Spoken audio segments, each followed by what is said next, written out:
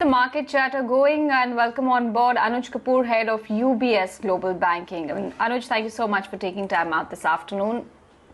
First up, I just want to understand your assessment of the current market climate because things have been quite volatile globally and locally. So do you suggest at this juncture sitting on the sidelines and having a wait and watch approach, or would you feel aggressive positioning could be made and it's a good opportunity to perhaps enter into the market or position your bets at this juncture? On the show, and it's a pleasure to be here. I think I'm a firm believer that the equity markets will continue to give returns, albeit not as high as what we saw from March onwards last year.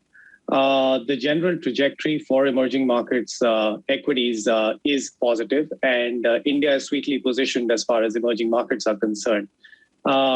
Markets went up in a hurry, so it's characteristic for markets to correct in such times and come back a tad bit. But if you see the kind of correction that we have seen in the context of the overall Nifty or Sensex, it's probably about 4 or 5% only from the highs, or maybe 6%.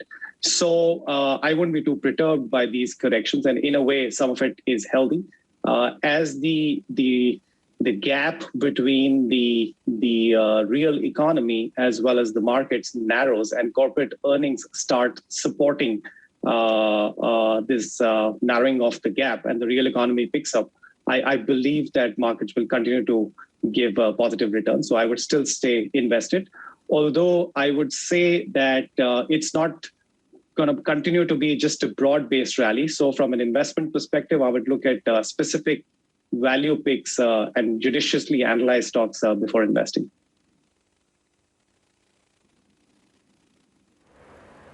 If we look at financials specifically in the context of global bond yields rising, the Supreme Court's recent decision on loan moratorium, could Q4 be an eye-opener of sorts, or do you think that the story is intact and one should not look at short-term concerns?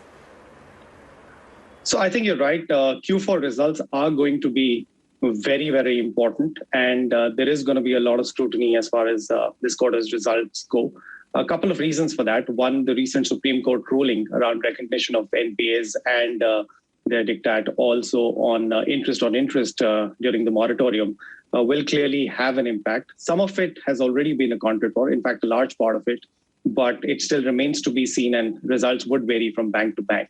I think the second thing is that with the second wave of the pandemic in India, there are clearly concerns emerging as far as what is the shock absorption ability of banks and financial institutions.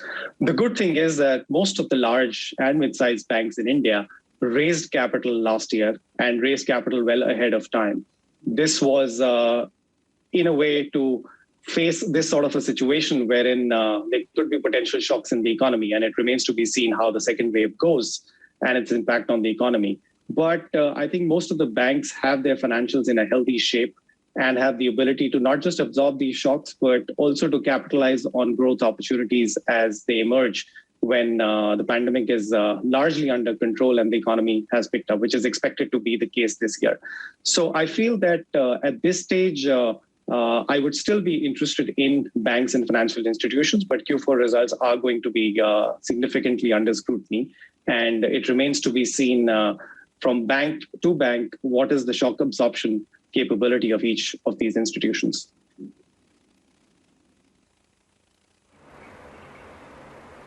Right. What about FPI flows? Because do you think that the rising bond yield could be a threat to FPI flows for emerging markets, especially for India? Any concerns there? Yeah, I think we've seen record FPI flows last year into India. And this year, in the first 3 months, we've seen something to the tune of about 6.5 billion come into India from FIIs. I do expect this to continue. There will be periods of volatility in the market because of withdrawal of some of these flows into India as a result of various factors like inflationary pressures or interest yields in the West rising. Now, the recent spurt in interest yields has been a cause of concern quite clearly and has led to a lot of volatility. But having said that, I just feel that the global economy is in such a shape that it requires support for a sustained period of time from central banks. So monetary policies from central banks are going to be supportive of repairing the economies globally and of growth. And hence, there is going to be liquidity in abundance, and it will have to find its way to emerging markets like India, which offer higher interest and higher return opportunities versus the low rate environment that prevails in the West.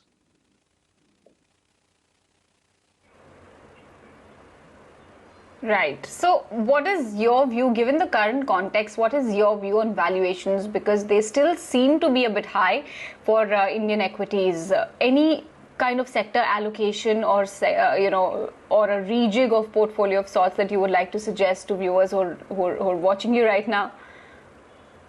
Sure. Indian markets have traditionally been valued or traded at a slight premium to emerging markets. Now, markets have rallied world over, but having said that, currently the Indian markets are on the expensive side, with the markets trading at a 22, 23 times PE.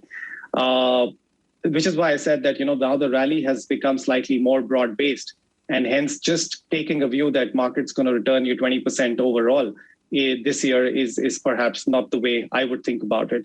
I would still say that there are value picks and there are sectors which one should focus on, which are seeing still early signs of recovery, or perhaps are positioned well to take advantage of the recovery in the economy, irrespective of how complex this second wave of the pandemic is.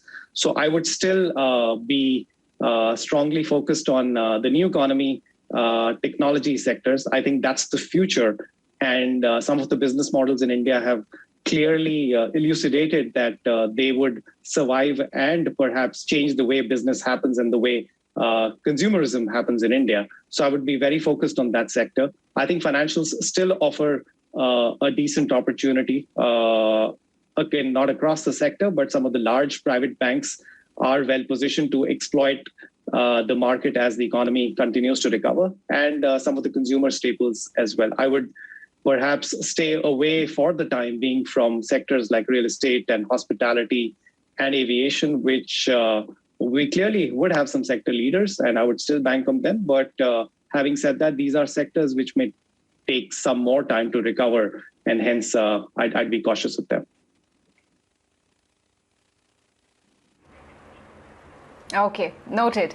Thank you so much, Anuj, for joining us once again and sharing your views and insights on the Indian equities space.